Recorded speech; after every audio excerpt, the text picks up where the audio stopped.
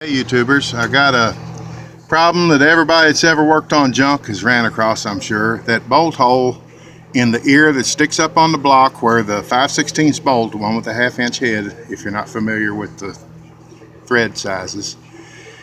5/16 thread hole is stripped out. And you'll know the reason when I show you this. It was ran with a bent crankshaft. Broke the holes out in the deck. Really not worth fooling with, but I ain't got nothing to do today. And it'll bring 40 bucks now that the crank is straightened. I can't tell you that I made a crank straightening press out of a center section of a riding lawnmower and a bottle jack and a big piece of heavy metal, because it's illegal to do what I did. So I can't tell you that's what I've done. All right, the bolt that goes in there, you can see some of the threads still on it. It had sat there and shook, and they ran it with either a bent blade, a bent crank, or both. I've reinforced the top side or the bottom side with some weld-in pieces, so even though it looks like Hades, it's really not a bad rigging. It'll make a good old cheap mower. It is a big wheel, so if you got roots in the yard, it'll be a good cheap mower. I might even get 45 out of it. I don't know. It depends on how good it runs once it's done. But I'm going to fix that thread, and I'll be back in just a minute. I'm going to turn this off. I'll be back in a couple minutes and show you how I fixed it without fooling with any heli-coil or any of that stuff. Okay, I'm back. Two things before I forget it. They put a new diaphragm in.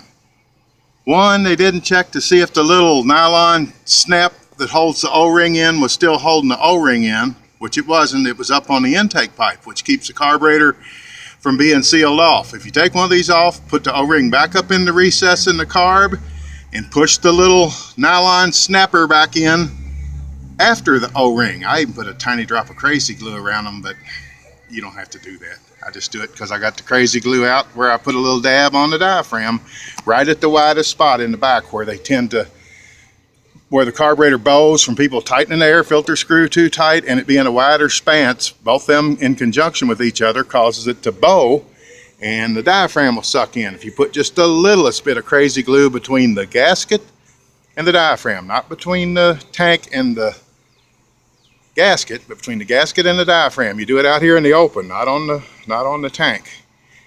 You won't have no problems with it. I mean, just a tiny bit. Mash it together, let it dry in your fingers, pick your fingers off of it if you got them stuck, and stick that baby back together. They didn't check the intake pipe. The intake pipe was flopping, so I had to take the shroud off and tighten the intake pipe.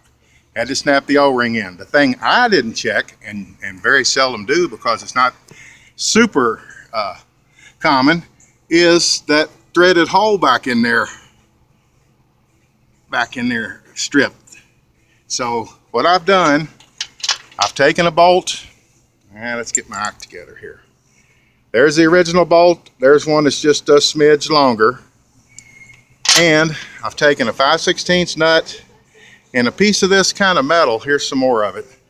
But you can use a nail, you can use a 16-penny nail, just something to hold the nut in place. You can do it with needle noses, but then it's going to fall down inside the recess back there. I take a piece of this metal, cut it off, weld it to a 5/16 nut, slip that down in behind, and then screw the bolt in, and that works as a handle, so that when you take it off again 10 years down the road to put your next diaphragm in, if it's a good old mower, you don't have to take the shroud off to pick the nut out of back in there. Let's see if there's a way I can prop the phone here. I don't think there is. Now, I'm going to turn it off again, start it, and then I'll tighten it up. Hold on. Okay, I can't really tell. I'm out in the sunlight. I'm not the best at all this. I'm learning as I go, I like to say. But I'm going to put my bolt, my longer bolt, screw the cap off first. Push the washer up a ways. There we go. Push my longer bolt in. Run it in till I see it coming out the back side. As soon as I see it coming out the back side of the strip thread, there's still a tiny bit of thread. There we go. Now it's time to quit. In fact, I'm going to back it up just a hair to be sure I'm doing this right. Since I got fat fingers, stick his back in there.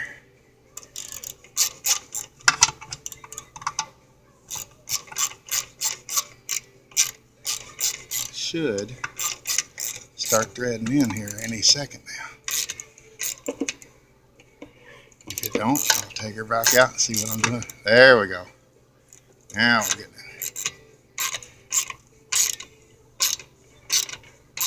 I think I got a little dab of welder splatter in my thread.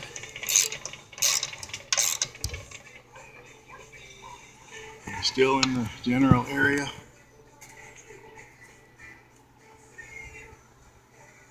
Yeah, but you can't see what I'm doing because I can. I just see the tab of it. Holding the tab still, tightening the bolt. Yeah, I think I got a piece of welder splatter in that nut. Let's just get my thing off here. Oh, that's the wrong way. It's in there good, it's tight, and the next time you can just hold on to that and everything will be easier. John Wade on YouTube. Thank you. Check out my motorized bikes that are on there too. 22 of them. Bye-bye.